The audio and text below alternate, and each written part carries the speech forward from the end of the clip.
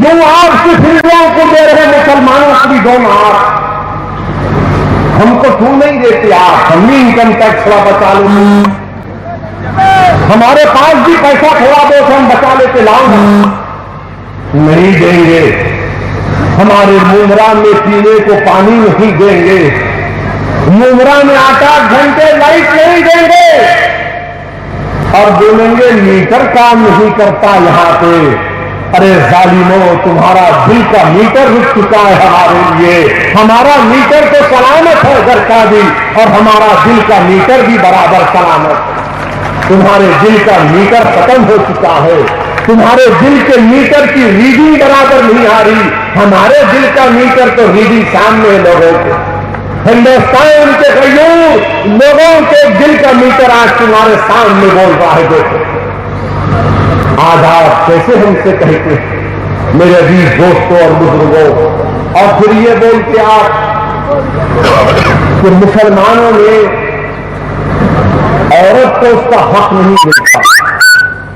नौजवान यहां पर बहुत हैं, बुजुर्ग तो है यहां पर भी जो बात जानते होंगे, मगर नौजवानों के लिए बोलना चाहूंगा कि मिसाल दिया था हैदराबाद में, सामने भी दे रहा है। अगर मिसाल के तौर पर नौजवानों, मेरे गयूर नौजवानों, मेरी इज्जतदार बहनों, अगर खुदा ना खास्ता किसी एक बात और वो 15,000 रुपये छोड़ के जाता है अपने बेटा और बेटी के लिए, तो हमारा हुक्म या हमारा कानून ये बोलता 10,000 बेटे के लिए, 5,000 बेटी के लिए। तो आरएसएस वाले बोलते हाँ बेटी को नहीं मिलता। तो मेरे से एक आरएसएस के आदमी ने पूछा ये क्या है? मैंने कहा जनाब पहले तुम शादी करो, बाद में मेरे से पूछो। तो 5,000 बच्ची को जो मिलता है वो उसका पैसा है, फिक्स डिपॉजिट। जब बच्ची की शादी होती तो उसको महर मिलता, वो देना है तुमको। ऐसा नहीं कि बीवी के आइसक्रीम खिलाते हल्लू बोले बेगम माफ तो कर देना, वो नहीं देना मेरे भाई। औरत को उसका महर देना, मर्द है वो जो औरत को फौरन महर दे देता, ये तुम्हारा महर। तो औरत को महर मिल गया, 10,000 रुपये हो गए। अब जो बच्चे बेटे के पास 10,000 है उसकी शादी करना है, उन्हें जाके बोलता मैं शादी कर रहा हूं। बच्ची का बाप बोलता 5,000 रुपये महर, 5,000 रुपये चले गए। अब बचे 5,000, उसमें माँ बाप का ख्याल भी करना है, घर भी चलाना है। अरे जालिमों, ये इंसाफ हमारे पास ये है। अब आप मुझसे ये बता दो कि अगर मेरी बात बुरी लगती है तो मुझे माफ कर दो। मिस्टर वेंकैया नायडू, क्या आपके पास बच्ची 17 होती है, खानदान की बड़ी होती है, आप कानून चेंज कर दो ना, आप कर दो ना कानून। आप हमसे उंगलियां उठाते हैं। और मेरे भाई, हिंदुस्तान की बहुत बड़ी रियासतें हैं जहां पर अगर एग्रीकल्चर की लाइन में हमारी हिंदू बहनों को हिस्सा नहीं मिलता, क्यों नहीं हुकूमत देती हो? ये तमाम बातें हैं मेरे भाई। और फिर ये कानून की बात कर रहे हैं औरतों के तहफ़्फ़ुज़ का। मैं हमारे नौजवानों और बुजुर्गों की मौजूदगी में एक बात कह रहा हूं कि हमारे कोर्ट में, सुप्रीम कोर्ट ने एक फैसला दिया है कि अगर कोई नौजवान बच्चा या बच्ची अगर शादी नहीं करके भी एक दूसरे के साथ रहे, बगैर शादी के साथ रहे, तो उसमें भी औरत का हक है। हम हुकूमत से पूछना चाह रहे हैं, जब जस्टिस चौहान ने यह फैसला दिया था, जो लॉ कमीशन के आज चेयरमैन है, तो हम तो शादी कर रहे हैं। अगर दूसरी शादी भी कोई कर रहा है, उसके पास जिगर है तो कर रहा होगा, मगर एक औरत को बीवी मानना, माशरे में उसको इज्जत देना है। जो लोग औरतों से शादी नहीं करते तो दुनिया उनकी इज्जत नहीं करते, उसको बीवी नहीं कहते, उसको किसी और नाम से पुकारते। मेरे भाई, ये दुनिया को, हुकूमत को बताना पड़ेगा। और मैं यह भी कहना चाहूंगा कि आज जब मैं बंबई पहुंचा तो बंबई पहुंचा तो एक टीवी प्रोग्राम में गया और वहां पर किसी एक प्रेस वाले ने मुझसे सवाल किया कि कोई फिल्म नहीं आने वाली है, क्या नाम है जी उसका, है लाहौर बड़ा, जो भी नाम है बड़ा है, बहरहाल कुछ नाम है, बड़ी मुश्किल है, बहरहाल कुछ नाम है उसका। तो उसने मुझसे कहा मिस्टर ओवैसी ये फुला पिक्चर है और इसको रिलीज नहीं होने देते बोले। मैं बोला मेरे को क्यों बोल रहे आप, ये आप क्या तबसरा करेंगे? मिला मैडम हिंदुस्तान का सबसे बड़ा हीरो तो भाई खड़ा हुआ है,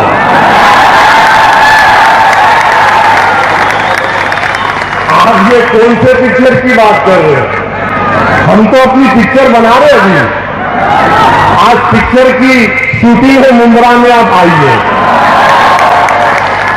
तो बोले नहीं नहीं आप क्या मजाक कर रहे थे? हमें सही बोले मजाक ही कर रहा हूं, मैं क्या हीरो, मैं तो विलन हूं, मैं तो भड़काऊ भाषण देता हूं ना, मैं तो लड़ाता लोगों को, माइक भी दे गया। चलिए हाजी साहब शुक्रिया, अल्लाह अकबर। अरे लोग जानते आपको, हाँ। तो फिर मैडम ने कहा, हमारे जर्नलिस्ट ने कहा नहीं नहीं मजाक मत करिए। मैंने कहा ठीक है मजाक हो गया, सीरियस बात करेंगे। मैंने कहा क्या हुआ? बोले कि चीफ मिनिस्टर फडणवीस के पास मीटिंग हुई और मीटिंग में यह तय पाया कि कोई पिक्चर में एक पाकिस्तानी काम कर रहा, तो यह तय किया गया कि अब जो भी पाकिस्तानी जिस फिल्म में काम करेगा वो फिल्म वाला 500 रुपये आर्मी को देगा। मैं ये सुन के ताज्जुब किया, आज इस जलसे के इंतजामात में हमारे पुलिस के हजरात बैठे, ये अपनी ड्यूटी निभा रहे। जब मैंने सुना तो मैं कहा मैडम अब इसका जवाब नहीं दे सकता, मैं बाद में दूंगा। मैं जाकर अंदर बैठ गया, बारिश बात में आए। मैं सोच रहा था कि जब अजमल कसब को, वो बहादुर पुलिस कांस्टेबल जिसने जिंदा हालत अजमल कसब को पकड़ा था, उस समान सीताराम था। अगर मैं गलत नाम कह रहा हूं तो माफी चाहता हूं, याद नहीं आ रहा। उसने अजमल कसब को जिंदा पकड़ा और पकड़कर अपनी जान लगा दी, उसने उसकी जान चले गई। मुझे ये सोचने पर मजबूर हूं और ये बोलने पर मजबूर हूं कि अगर एक पाकिस्तानी किसी फिल्म में काम करेगा तो आर्मी को 500 रुपये, अरे लानत है उसे 500 रुपये, क्योंकि हिंदुस्तान की आर्मी का एक एक सिपाही करोड़ों रुपये का 500 का नहीं हो सकता हिंदुस्तान का। ये जो हमारी पुलिस हो सकता है कि इनके हरकतों से हम नहीं मानते होंगे फसादात में, मगर ये देश का काम कर रहे हैं। क्या इनकी जान की कीमत 500 रुपये हो सकती है? क्या किसी एक हिंदुस्तान के फौजी की जो सड़क पर गोलियां खा रहा है, अपने बीवी बच्चों से 6-6 महीने दूर रहता है और जब घर को आता है तो अपनी मां उसकी बीवी खुश होती है कि जिंदा आ गया, क्या उसकी कीमत 500 रुपये हो सकती है? अरे लानत है तुम लोगों पर, क्या काम कर दिए। हिंदुस्तान की फौजी 500 का नहीं, बीजेपी वालों और बेटो, बीजेपी वालों और आपका छोटो, क्यों क्या कर रहे हैं आप? ये आपकी देश से मोहब्बत है। जब प्राइम मिनिस्टर कहते हैं कि मेरे हिंदुस्तान की आर्मी ने इस तरह का काम किया, मिस्टर प्राइम मिनिस्टर, एक पाकिस्तानी एक पिक्चर में काम करे तो 500 नहीं, हिंदुस्तान के वज़ीर आज़म हिंदुस्तान की आर्मी का एक एक सिपाही 100 करोड़ से बढ़कर उसकी कीमत है। 500 की कीमत लगाकर गद्दारी मत करो आप इन लोगों से। ये कर रहे हैं। अब फिर पिक्चर रिलीज हो जाएगी, थोड़े दिन के बाद ताल्लुकात अच्छे होंगे।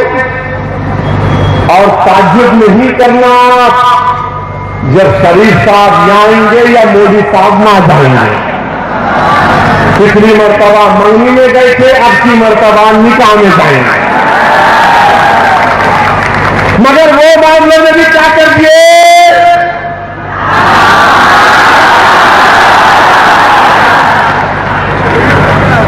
हमको बोल दो मिस्टर मोदी क्या हो रहा है, इस देश का क्या होगा कि आप एक पाकिस्तानी एक्टर की कीमत 500 रुपये, क्या मोहब्बत है आपको देश से। मैं क्या बोल सकता हूं, अब मुझको गाली देते, ये जहां जाता भड़काऊ भाषण करता, ये जहां जाता इस तरह की बात करके चला जाता। मगर मुझे पूरा उम्मीद है कि जब मैं ये बात कह रहा था तो पुलिस वाले मुंडी हिला रहे थे, तो मैं समझता हूं कि मैं काम कर गया।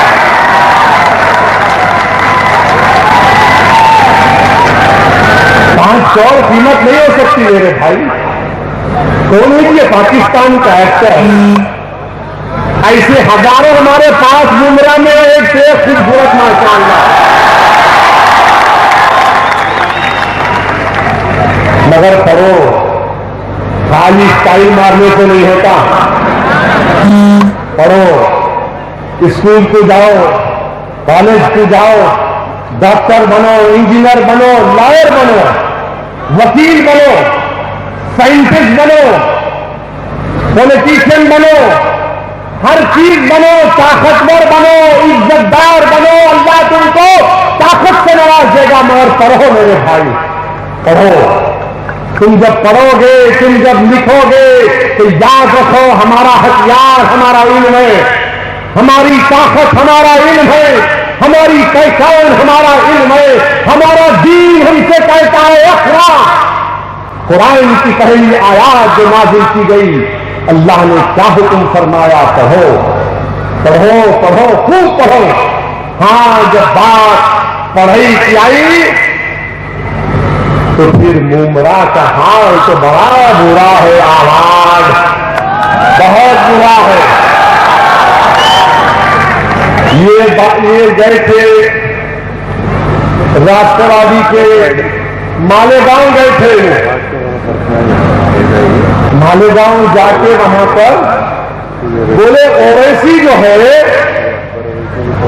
ये मंजलिस वाले बारिश पठान को सस्पेंड करा के मालेगांव गए। ये लोग मिले रहे उनसे मिले रहे हैं, उनसे मिले रहे हैं। मेरे भाई, हम कितों के सब गए ये तो बता दो। अल्लाह के करम से मेरा एक ही साला, समझे आप। इसीलिए बोलते मुंह को नहीं लगना, हमारे मुंह को लगे तो मित्रों को हम बोल देते तुम कहां बाबू। बहरहाल मेरे भाई, मुमरा में आपके पास, मुमरा स्टेशन के पास 4 उर्दू मीडियम के स्कूल है नहीं है लाला, या 2 लाला बैठे हुए हैं, मजहर लाला एंड रऊफ लाला है ना। एमएम वाली में 12 उर्दू मीडियम स्कूल है।